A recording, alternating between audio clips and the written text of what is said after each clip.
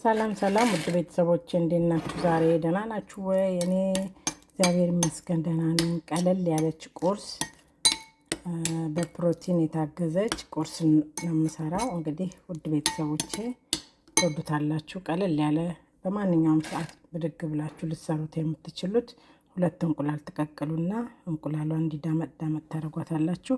እዚህ ጋር ደግሞ አቮካዶ አድርጌ ትንሽ ሎሚ አድርጌበታለሁ።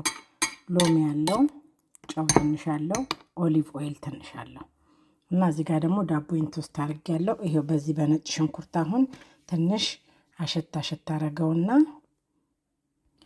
ዳቦን ይሄው እንደምታዩት በነጭ ሽንኩርቱ በደንብ አድርጌ አሽቸዋለሁ። ይሄ ግማሽ የሚሆነውን ወስዶታል ዳቦ ማለት ነው።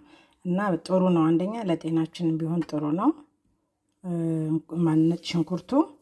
ሁለተኛ ደግሞ ቃናው ራሱ ጣፋጭ ይሆናል፣ ለየት ያለ ይሆናል። አሁን እንግዲህ እያንዳንዱን አድርጌ አሳያችኋለሁ። መጀመሪያ አቮካዶዬን ነው የማደርገው። ሁለቱም ላይ አደርጋለሁ። ይሄው እንደምታዩት እንግዲህ አቮካዶ እንደዚህ ቀብቼዋለሁኝ። አቮካዶን ከቀባሁኝ በኋላ ሰላጣዬን ደግሞ አደርጋለሁ።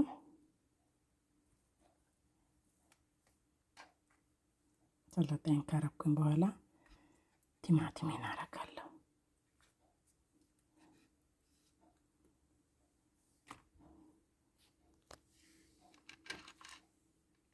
ቲማቲሜን አደረኩኝ። አሁን ከዚህ ላይ ደግሞ እንቁላሌን አደርግና የከትከት ያደረኩትን እንቁላል አድርጌ አሳያችኋለሁ። እንግዲህ እስከ መጨረሻው ድረስ ውድ ቤተሰቦቼ አብራችሁኝ ሆኑ።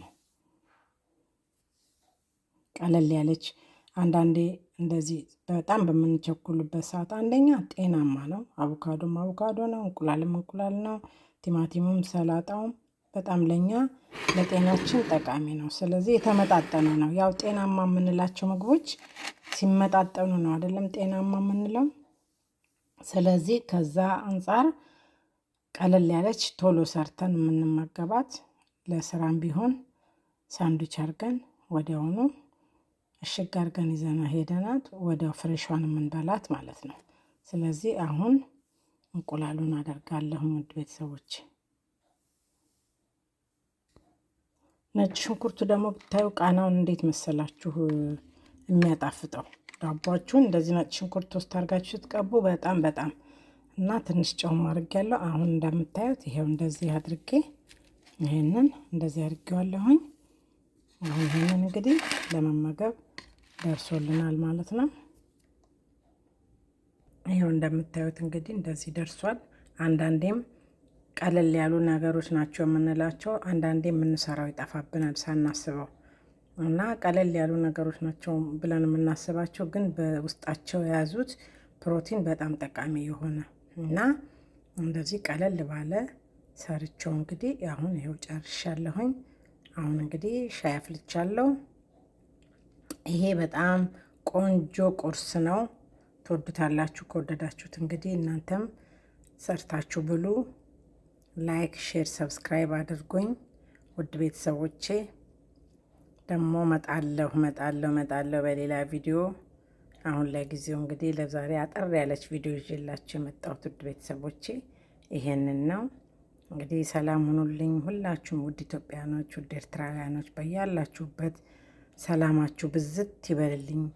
እድሜ ጤና ይስጣችሁ። ሀገራችንን ሰላም ያርግልን።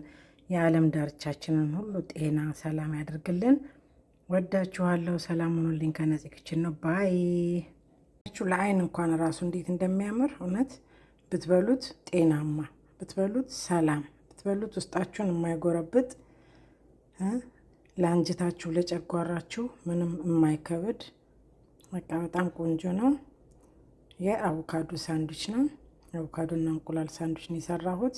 ቀለል ያለች ናት። በቃ ሰርታችሁ ተመገቡ ባይ